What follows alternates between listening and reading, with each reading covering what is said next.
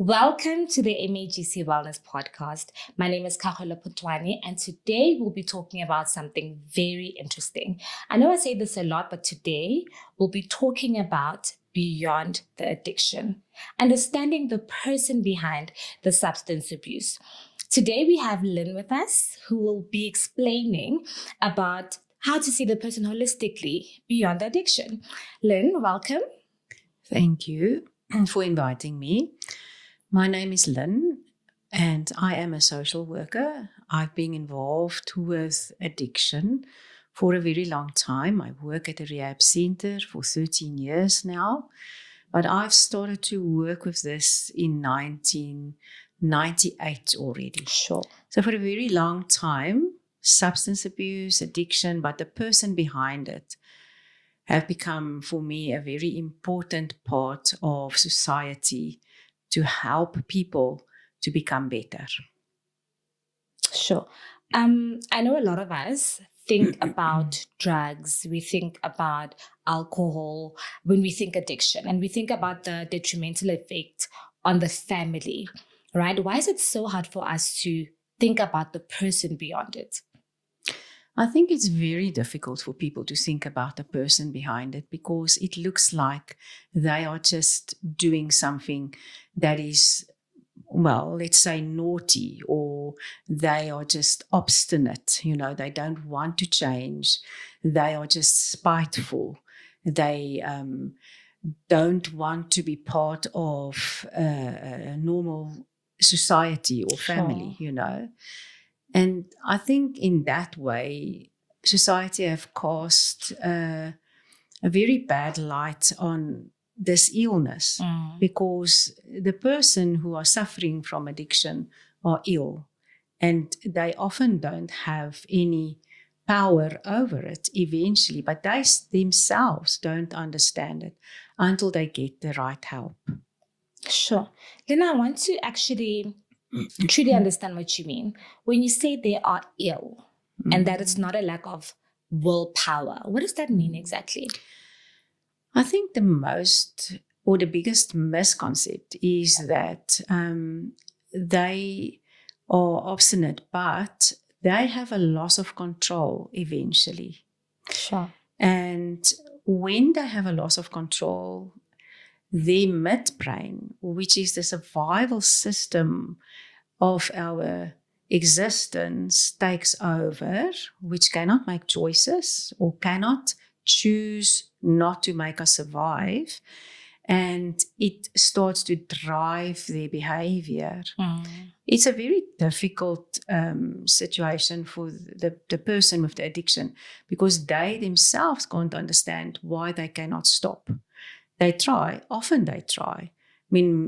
I would say 100% of people that come into our rehab center with who I'm working, they tell me, I've tried to stop, but I don't know why I cannot stop. So in that sense, if you can understand, if you have the knowledge, and if you can understand that your brain eventually are being controlled by your midbrain, which is your survival area in your brain, then you can start to help yourself to get stabilized eventually, and then to help yourself to start to make healthy choices again. But Sure. You need stabilization. If you don't have stabilization, you are not going to be able to be helped. Is this the case with all addicts, where the midbrain is involved, where they really try and they can't do it, or is it some people? No, it's the case with all addicts. Okay. If you are eventually crossing the line into addiction, you cannot help yourself in this area unless you get help, professional help.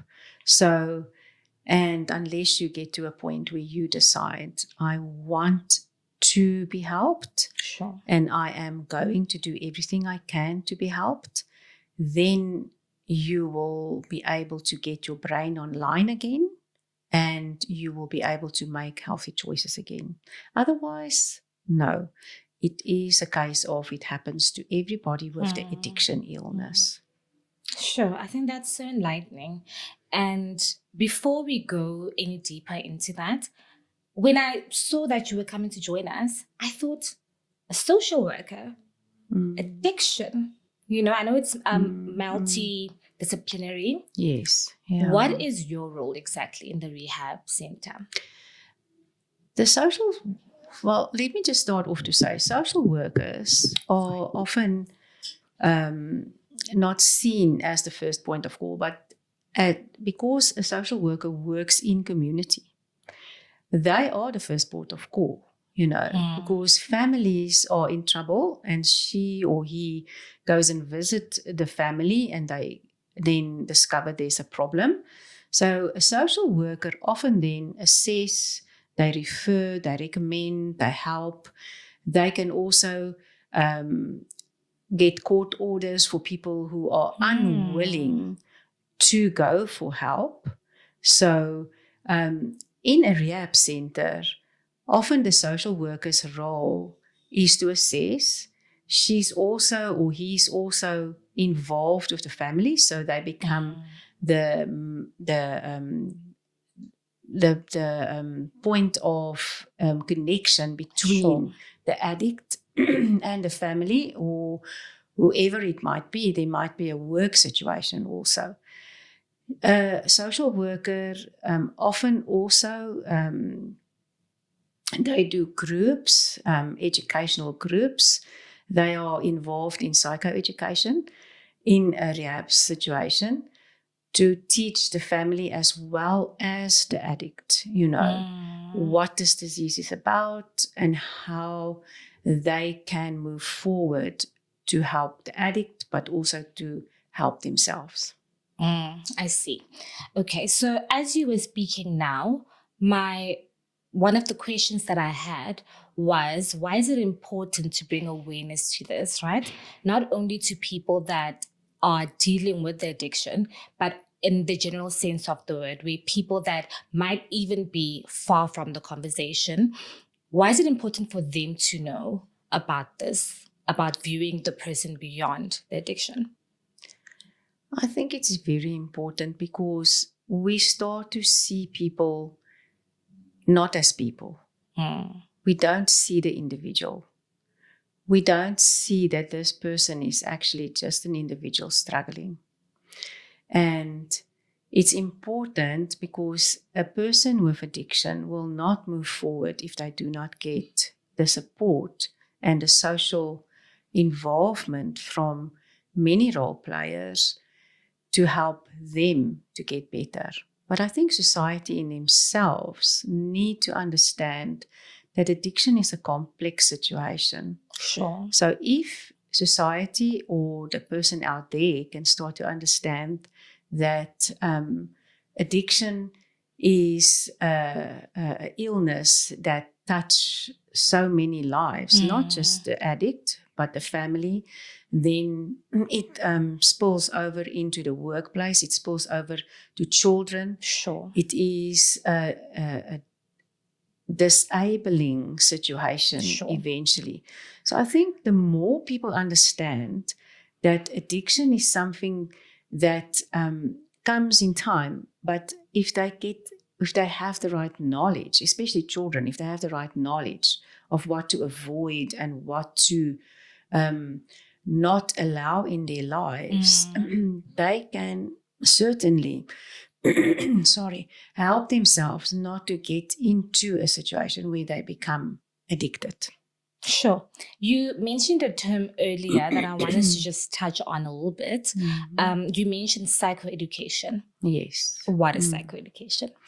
Psychoeducation is just a multidimensional therapy method where many role players are actually involved to help a person with an illness, say for instance now addiction, to understand their situation. So they get education on and knowledge and information on the illness, as well as then there are also other multi-players, medication, there's therapy, there's also help with the family to understand how to help and how to holistically approach this situation of addiction. But addiction is not just the only chronic disease that's out there. We have depression, we have diabetes, we have so many different types of diseases. And everybody needs psychoeducation in order to help them to get better. So we call it a disease. We call it a disease, yes. Okay, because I think it's quite hard to view it as a disease. So I'm going to be the devil's advocate, right? Because a lot of us see it as this person chose to start this particular habit, right? It might be enforced by trauma, or it might be enforced by mental issues, whatever the case is. But they made the decision to start the habit. As much as it kind of got into an addiction that they can't control, they still made the decision to start that particular habit. So when do we move from that into this is now a disease that the person doesn't have control over? Okay. Because at some point I would assume they did. Yeah. No, it is true. Every addict can tell you, I made a choice to start to use this. But nobody starts to use something or do something thinking they are going to become addicted to it. No one starts, anything thinking they will become addicted. 100%. So in the beginning, when you start, you still have a choice because the brain don't get addicted immediately. It is by repeated behavior, habitual behavior, where the brain becomes tolerant, and then eventually it erodes the brain's ability to make a choice. So addiction is actually an illness of choice, because if you look at it in a medical sense and you understand it, and I'm going to show you please do my brain now that I have here. When we cut our brain in half, it sort of looks like this, and we have various areas in the brain that informs us to do certain things. And we have our frontal cortex, where I always call it our CEO, because this is where we make choices, where we judge. This is our personality, our emotional connections. And then we have our midbrain here, which is where we survive. The midbrain gives us a reward to survive. So the reward that we get from this little reward area, this little orange area here, is the wonderful neurotransmitter in the brain, dopamine. Now, dopamine is very important for us to conduct our lives, for motivation, for drive, in order to function. Sure. So when I do anything that has to do with survival, I get dopamine. And the dopamine gets sent to my frontal cortex, because the frontal cortex controls the midbrain. And this top-down control is very important because it helps us to function properly. But what happens is that when I start to abuse any substances, behaviors like gambling, my reward area starts to secrete more dopamine than what it's supposed to secrete for normal survival. So I always there was measurements at some time, but the measurements have actually changed, because they have discovered for substances that it can go higher and higher than what we know now. So all of that dopamine gets sent to the frontal cortex, and the frontal cortex judge it, and the frontal cortex now choose it. When the frontal cortex judge and choose, it starts the process of the release of glutamate. Glutamate is another neurotransmitter in the brain, which actually forms memories. So glutamate gets sent here to the midbrain's memory, the hippocampus, and in the memory, it forms memories of the use of the substance or the behavior that you were doing, which is connected to all your sensory data. But I call this a hypermemory, because there's more glutamate that's being released. Now, the pathway up to the frontal cortex that controls this midbrain gets wiped out by all of the dopamine that's being sent up here. So what happens is that your midbrain starts to hijack your brain because the frontal cortex gets cut off. Sure. It does not now have the ability to control what the midbrain does because the pathway is not now working the way it should work. 100%. And then choice is now not there any longer because the midbrain now have a memory that says you only need that substance or that behavior to survive. You don't need anything else. And the midbrain cannot choose or think or make decisions. The midbrain just keeps us alive. So it handles messages and it keeps you alive. And it starts now a process where you start to live from your midbrain instead of from your frontal cortex. That's why it's so important that an addicted person gets help so that they can get stabilized. And when they are stabilized, the midbrain calms down and the frontal cortex comes back online again, starting to control the midbrain again. So choice is completely eroded when we are in the throes of addiction. We don't know what we are doing eventually because we cannot think properly. Although you have memories of what is right and what is wrong, and you really try so hard to not do this because you don't want to do it, you do remember that the consequences are terrible, but you can't help yourself. It's because your midbrain, which is your survival, starts to control you. And it's very dangerous for young people who have not developed a lot of value systems yet, because they will do anything then to get the substance because they need to survive. So they will kill somebody or they will steal because this is what needs to happen. I need to survive. And the glutamate dopamine cycle is very disabling because glutamate reminds you all the time. And when it reminds you, the reward area starts to secrete for you a little bit of dopamine, and the dopamine then makes you feel, I need that pleasure. I need that pleasure. And then you start to crave.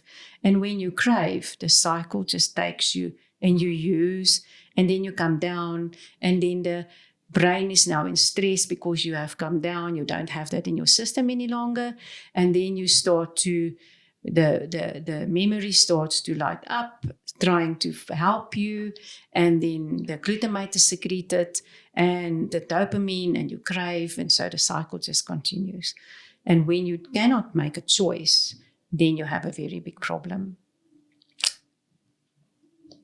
Guys, welcome to class. I have learned so much in literally just with that diagram.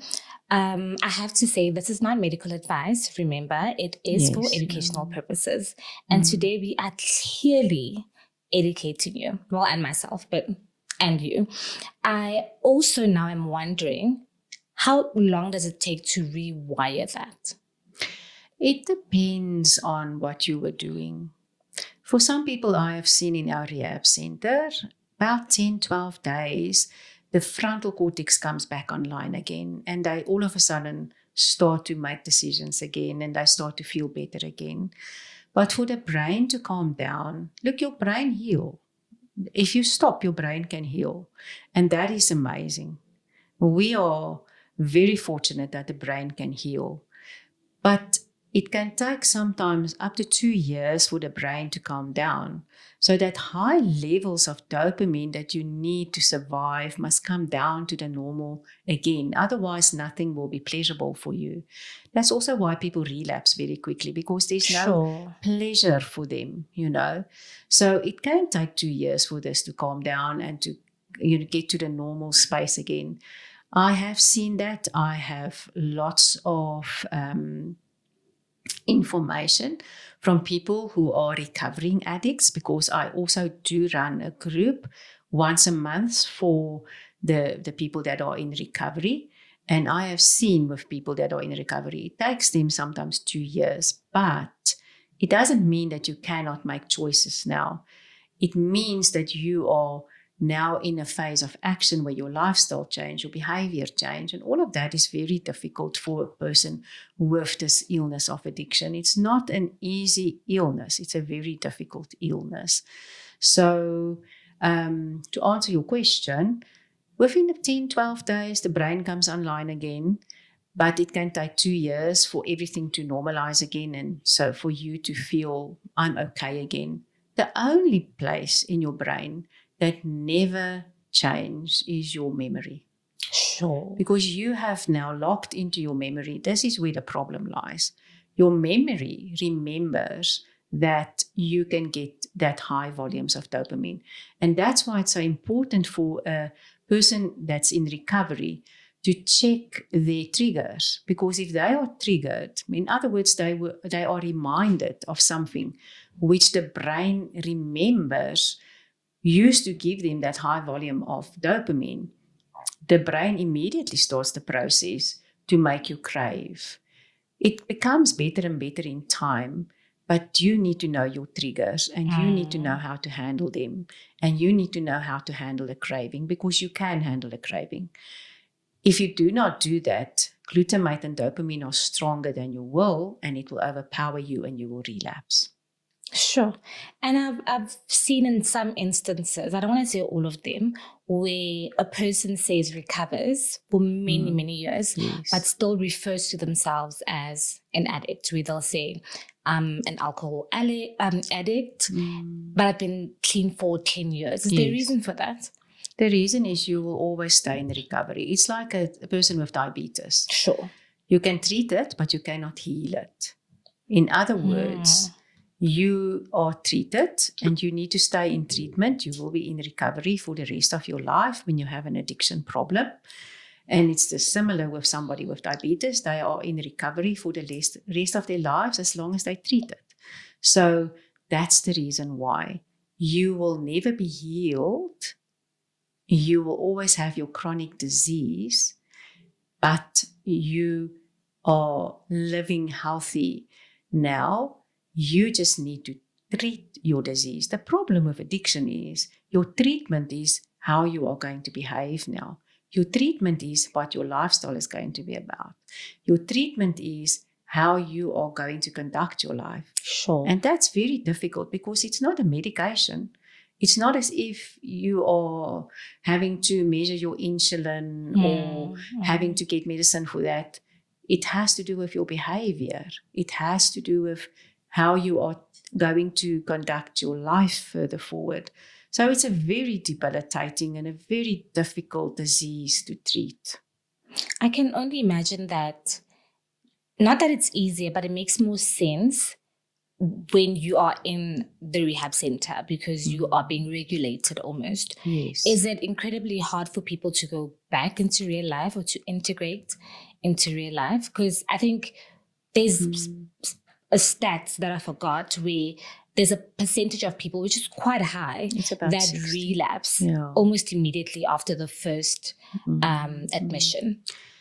It's about 60% of people that relapse. That's you quite know. high. It is a high number. It is because society and to go back into society is very difficult. I mean, when you are in rehab, you are being protected. You know, you are behind some form of a boundary where you cannot get to real life. You know, real life is not there. Real life is full of stress. And that is why people relapse often very quickly. And often also what happens is that families are fed up. You know, they are at the verge of just giving up, you know. And the way that this person is now being treated maybe outside cause them a lot of stress. And stress is one of the biggest triggers. So your brain has learned, I can escape. I can do something about this very Memories. easily. Yes, with the Yeah. memory. So that memory just helps them to crave. And then if they don't treat the craving, then they will relapse. And it's not because they want to.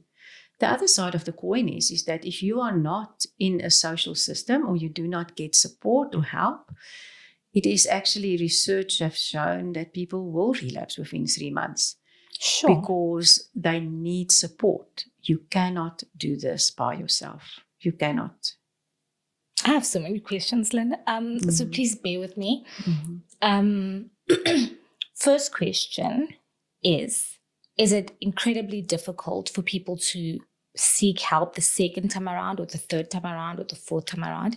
Is it more difficult than the first time they admit themselves into rehab? Because I could imagine now you're embarrassed because you tried and you couldn't get it right the first time. Is it more difficult? It depends, on the person. I have seen people very easily come back for a second and a third time because they now realize they have an illness and they have to treat their illness. Sure. For some people, it is very difficult because they feel defeated. They feel they are a failure.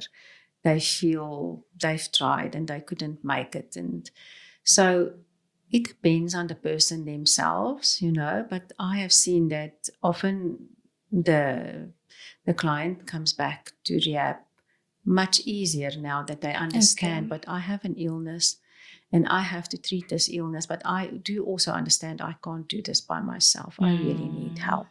You just need to want help. If you don't want help, you're not going to make it. There is something like a non-user and a denied user. If you are a non-user and you relapse, in other words, you've made up your mind, I'm never ever going to do this again. It's such a shock when it happens again. You easily come back into treatment. If you are a denied user, it means somewhere in the back of your mind, you haven't really let go of this thing. You haven't really made up your mind that you are not ever going to use this again or do this again. For them, it's a little bit more difficult to get help again. Sure. And you mentioned that people that do not have a support system are easily, Yes. more prone to relapsing. So what is the role of the family and how do you rope them in into the treatment? The role of the family is very important. I just want to say that we have a lot of support these days. And often a person with an addiction problem do not seek support because they feel guilty. They feel, I've done this to myself. I have to try and do this recovery on my own. So that is also when they fail. So there are many groups that you can join for support, and there are lots of help out there if you really want to. We have lots of online groups. We have so much support these days, which weren't there a few years ago. Sure. So it depends on the person with the problem, if they want help. The family's role are very important here because families often enable the person with the addiction problem to continue with the addiction because they don't know how to handle this. So what we do is we get the family in for family sessions. One of the most important things is to explain to them just what I've just explained to you, showing you the brain with what is happening with the whole situation where you have a loss of control. And that this person is not now just ignorant or don't want to change. They want to change. But it is a very difficult, debilitating situation. So if a family can understand that, and if a family have the right to speak into the person that's in recovery's life, then they will be able to help them. Sometimes families struggle to do that because they've become used to the situation. They become codependent on this person's behavior, and they have to find themselves again. So family need therapy. Family also need to join some type of a group where they meet people with similar situations, where they can talk, where they can vent, where they can feel better. When they do that and they feel better, they can help the person that's in recovery much better. So their role is support. Their role is not enabling. Their role is, I'm there, I'm here for you. I am supporting you, but in the right way. And that is something that you need to teach a family member. Sure. They don't know often how to handle this and what to do and what not. My group for recovering people in recovery, I invite the family to come with.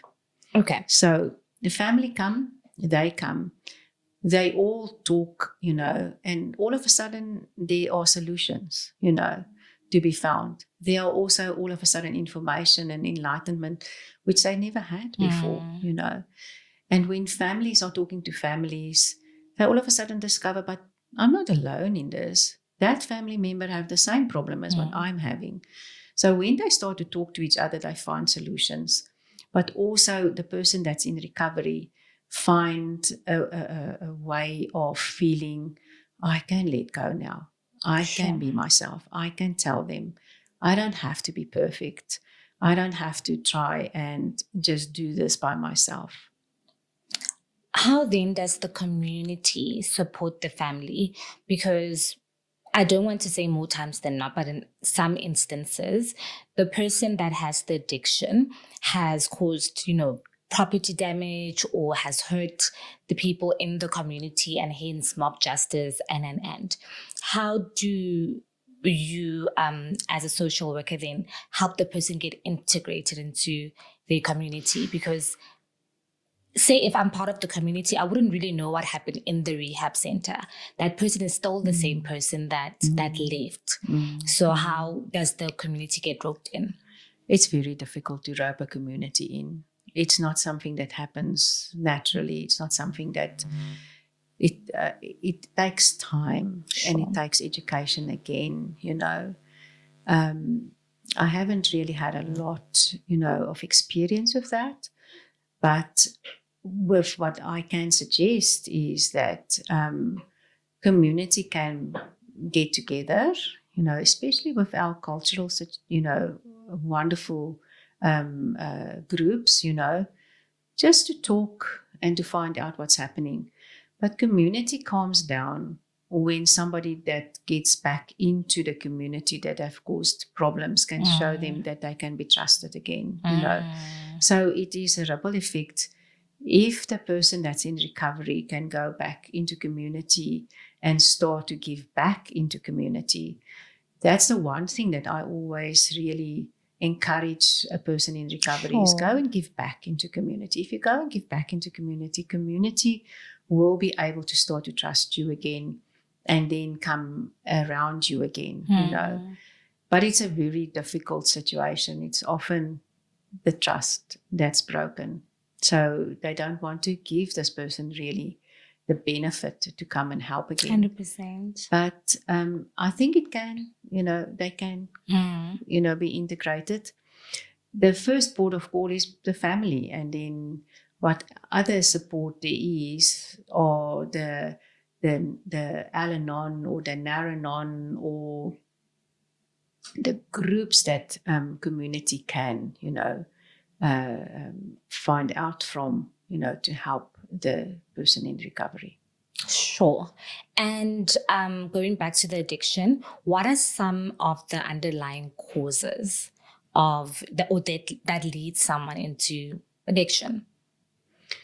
There's a lot. Okay. And some of them have to do with trauma. Mm-hmm. Some of them have to do with just natural peer pressure. Society is very cruel, telling us lies about, for instance, alcohol will make you relax, etc., etc. It sort of creates an expectation, that you will be better. Some of it is literally people discover that they can socialize all of a sudden when they use alcohol. It has to do with then low self-esteem. Some of it has to do with emotional problems. Some of it has to do with, family situations and conflict. There are a myriad of reasons why people fall into addiction eventually, or just to start to do something. They get enticed into things. And mostly what I hear from my clients are, you know what, we just want to try this. We just wanted to try. We were just curious about this, or we were just bored, or my friends are doing it. So I want to just, also feel what they are feeling, or just want to fit in, So, but in society, there are so many expectations, for people to fit in, that I think it's mostly that causes people to eventually get into something which they shouldn't. Sure. And does trauma or abuse make people more prone to addiction? And are there any other types of situations that make people prone to addiction? I know, for instance, say people with a certain mental health condition would probably be more prone to addiction than others. How does that work exactly? Well, there's a lot, when it comes to this. I think we can start with genetics. Sure. Genetically, people can be predisposed. If you have a genetic link in your family where there are addiction, you are more prone to become addicted to whatever you are doing, medication, or just a behavior like gambling, or alcohol, or drugs, So that is one of the things, genetics can cause that, that you fall into it much easier. Trauma is one of the things which trauma creates an emotional state which people want to escape from.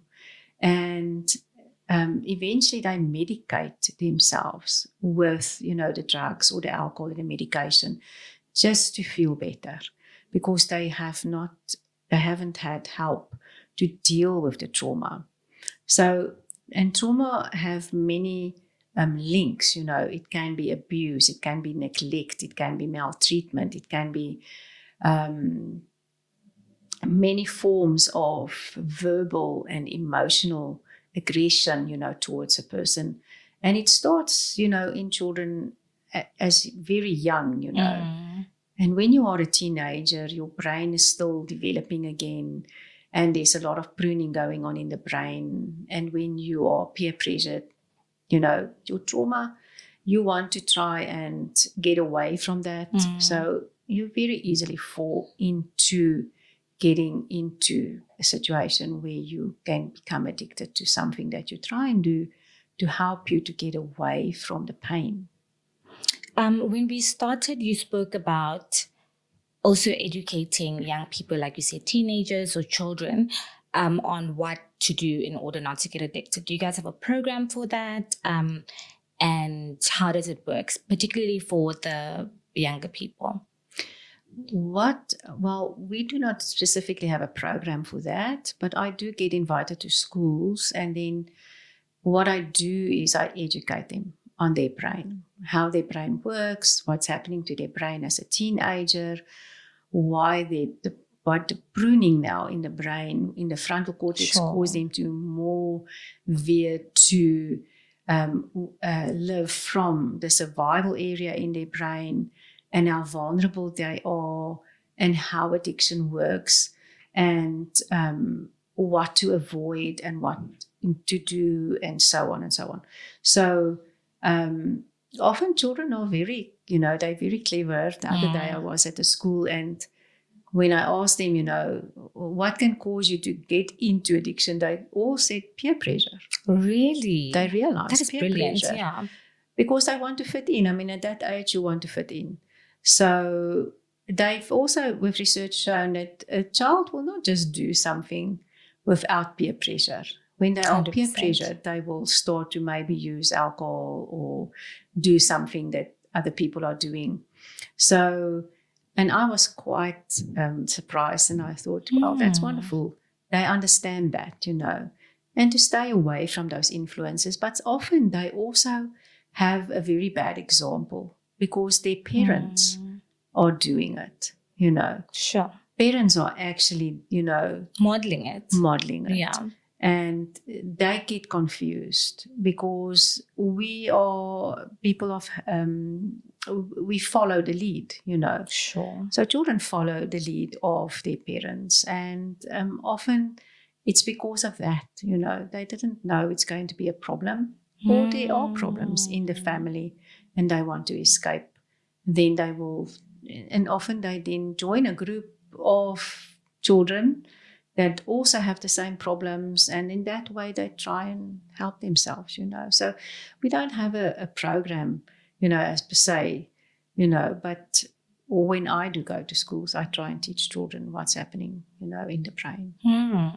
And I can almost imagine that by normalizing certain practices in the household, we're not really helping, right? To say, listen, alcohol is bad, but we drink in the house. Yeah. Or to say you can't smoke, but you step outside and you smoke, you know, and your child is there. So we should really be having these conversations even in our homes. Yes. Because we are exposing our kids to these practices. I want us to get into a real life scenario, okay? And I'll be asking you questions based on that, just to help someone that's out there that might be in a similar situation to pick up, you know, the red flags of what we're talking about today. So our gentleman is Sipho. Okay. Sipho is 34 and recently completed rehab. He's committed to staying sober, but when he returns home, he reconnects with old friends, faces financial stress, and begins feeling isolated. His family expects him to immediately return to normal life. What stands out for you as an expert in this, in Sipho's situation? All the triggers stands out for me. Financial pressure, family pressure. I have to return to life all of a sudden. The old friends are triggers to him. You know, it stands out, you know, if they are in a rehab situation, they get taught to avoid those types of scenarios because the brain immediately starts to feel stress. And when the brain is stressed, the brain is going to start the process of craving. And if you don't know how to handle the craving, then you will relapse. So Sipho's situation, as you describe it there, is actually dire. He will really struggle to make ends meet if he doesn't get support immediately and start to avoid certain things. In other words, financial stress needs to be addressed. The family needs to be addressed, you know, helping them to understand you can't pressurize this person. You need to help them to slowly find their feet, to normalize themselves again. Sure. It's a slow process, this. It's not just all of a sudden everything is right, you know.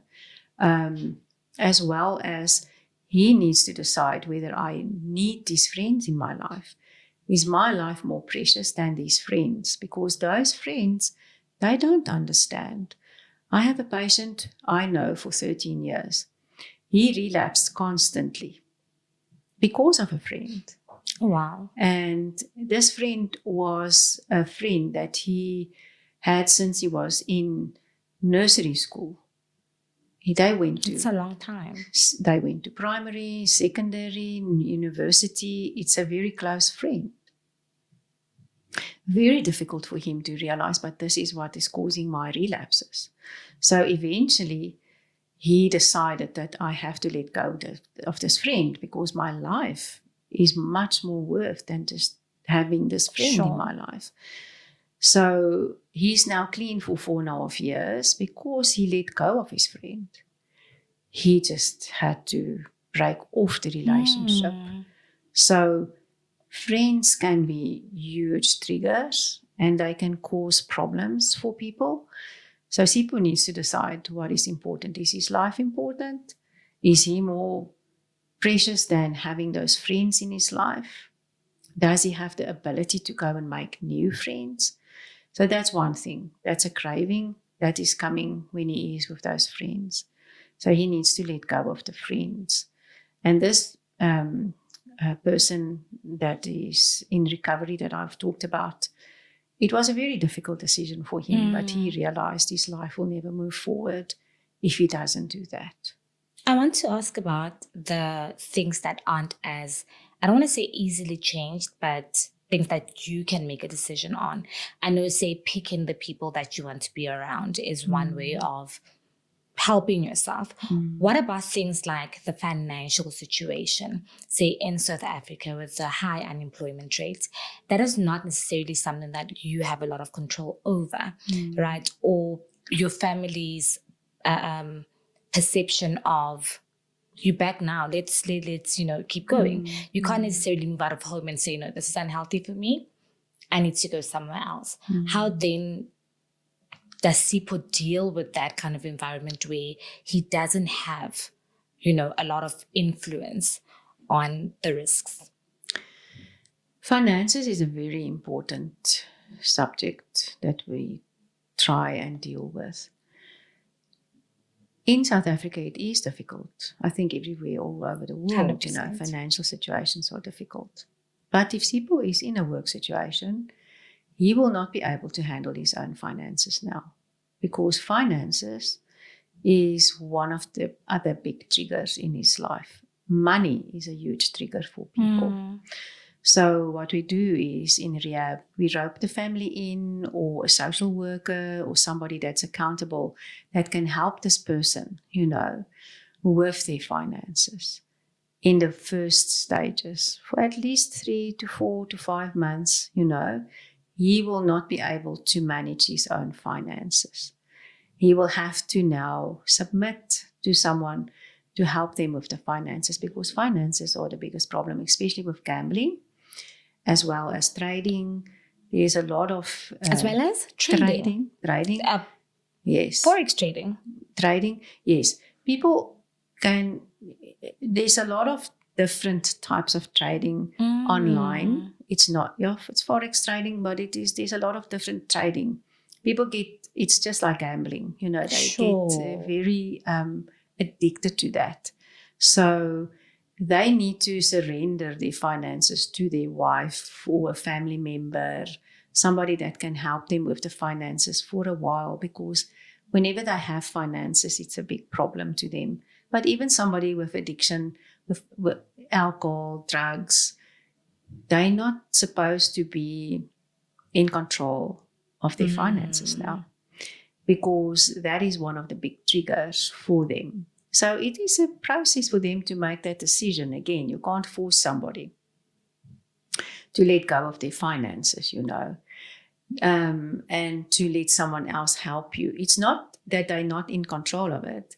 They are not in direct exposure to it. So they can't get into their bank account, but they are still helping to make decisions on how it should be spent. Okay.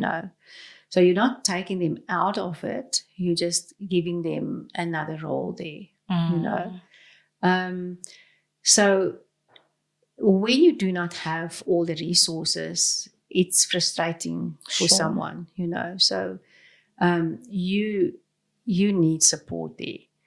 And for Sipho, it is something that he needs support for. He will not be able to do this on his own.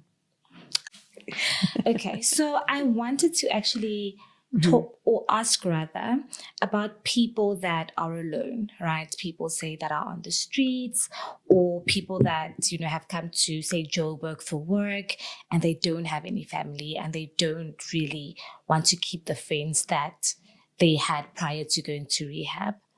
I'm just trying to understand what happens to them, because I could imagine that they have a much tougher situation to go back to after the rehab. So what happens there where there really is no family around? Where there really is no family around, there are support systems for people, When someone is on the street, that's something very different, I think people land on the street literally because of the problem of addiction. But when they come from rehab, you can't put them back on the street again. So we find places for them to go and live. I often find people places to go and live. Okay. Where there are shelters, there are places that support and help persons like that. So that's one. The other thing is, if you are alone, you do have the wonderful internet these days, Yes. There are support groups online. There are help. There are, for instance, the South African Depression and Anxiety groups. They have a 24-hour line for substance abuse. And they have a WhatsApp line where people can communicate with them. They have several, quite a number of online groups that you can join that can help you, But there are also all of the face-to-face groups, like the Narcotics Anonymous groups, the Alcohol Anonymous groups, and that's where they make new friends. They build new community for themselves. There are help. We tend to think we are just alone and there's nobody and there's no support, but there are help. You just need to look for that, look for it, reach out and look for it. Sure. And my last question before we go into our practical tips. How do you realize that you have an addiction? Because a lot of things are normalized, right? You might go home every day and have a glass of wine, or you might, smoke a packet of cigarettes every day, or you might, I don't know how drugs really work, but you might do, a line, or how then do you realize you have a problem? What do you see in your life where you go, this might be more than just recreational? I think if you start to experience the symptoms of addiction, you keep on craving, you keep on using despite the consequences, and you feel you are not in control anymore. Then you realize. But also, if you ask yourself this question, have I ever told myself, maybe I should cut down, it's a little bit too much. Or if people start to moan with you about, what you are doing. Or you start to have those isolation times in your life where you isolate and withdraw from society. That's when people realize they have a problem, and that's when they start to reach out. But if you don't know, you can just start to ask yourself, how many times have I told myself, I need to stop this? It's too much. How many times have people actually told me I have to stop, or I am doing or overdoing this? I need to look at those inputs in my life too and start to think about it. Often when people get to our rehab, they tell me, people have told me this is too much.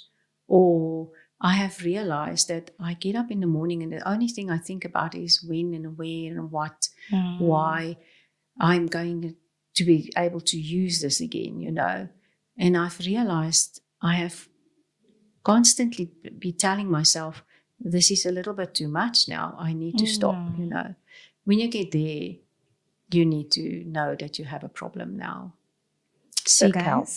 I need us to sit down with ourselves and really ask these questions, because you think you might not be until you find out and you realize. So please sit down with yourself and honestly ask yourself these questions. Lastly, Lynn, what are the practical tips or practical advice, for families, for people that might think, they could be addicted, or just how to stay away from just that road? I would say practical tips. There's lots of different types of practical tips here, but I think for families, I would say, look out for each other, Don't think this person is just stubborn, or they just naughty, or they just don't, Don't do that. Seek help, For society out there, don't just go on with life and think everybody is just okay and I am not involved. We are communities. We need to help each other. So if you see somebody, you can maybe just point them in the right direction. But I think the most important thing is get help. You cannot do this alone. You need lots of help here. You need to often go to your general practitioner. Talk to them. They can point you in the right direction. Go see a social worker. They can point you in the right direction. Get help. Don't try and do this by yourself. Start to watch podcasts and start to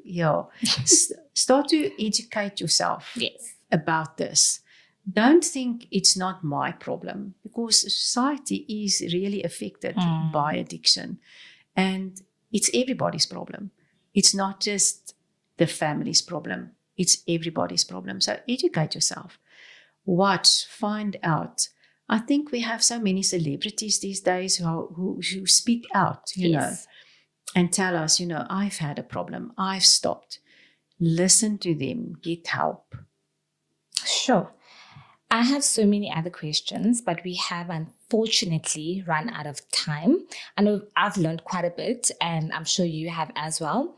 Lynn, where do people find you if they need to talk or they need to get admitted? Yeah, where do people find you? If you have social media and email? I am not on social media. I have many people that find me. So if you're serious, you'll find her. Okay. You will find me. I am on Med pages, but you can find me. Yes, okay. And what do we type on the Med page? You can just type social worker Hartbeespoort. You will find me. Yeah. Okay. Yeah. Lynn, thank you so much for joining us. Thank you so much for the wells of knowledge just that you've given us today. Are there any parting words from your side? I want to say, for every person struggling with addiction, don't give up on yourself. You are a precious person with an illness. You need help. Sure. That is, you are special, as Lynn said, and do not give up on yourself, even if you have to try it a few times. Yes, that doesn't make you bad. Relapse doesn't make you bad. It doesn't make you a failure. It just shows that there's something that needs to be adjusted or be helped with more, you know, with your situation. Just don't give up on yourself. Sure. Guys, thank you so much for joining us today. And remember to follow our social media pages. Follow, like, subscribe, share, MAGC _Wellness Podcast. And just find more of these beautiful episodes. From myself and Miss Lynn, it is goodbye. Bye. Okay. It was great. It's actually very interesting.